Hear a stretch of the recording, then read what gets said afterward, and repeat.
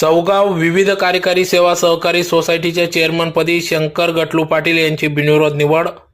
याबाबत अधिकृत असे की धुळे तालुक्यातील चौगाव येथील सोमनाथ पाटील यांचे अचानक निधन झाल्यानंतर या ठिकाणी त्यांच्या जागी चेअरमन पदाची निवडणूक प्रक्रिया या ठिकाणी घेण्यात आली। आज दिनांक 1 ऑक्टोबर 2024 रोजी सकाळी चौगाव येथील विविध कार्यकारी सेवा सहकारी सोसायटीच्या कार्यालयात चेअरमन पदाची निवडणूक प्रक्रिया घेण्यात आली। यावेळी निवडणूक अधिकारी म्हणून राजेंद्र विरकर यांनी कामकाज पाहिले, तर त्यांना सहाय्यक अधिकारी नागेश पुकडे, सचिव तुकाराम महाले यांचे सहकार्य लाभले।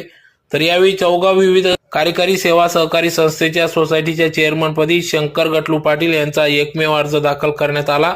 त्यांना सूचक म्हणून श्रीराम भिका पाटील, अनुमोदक भगवान दोंडू पाटील हे होते। तर सदर निवडणूक प्रक्रिया बिनविरोध पार पडली। यावेळी सोसायटी सदस्य जगन्नाथ बागले, भगवान पाटील, श्रीराम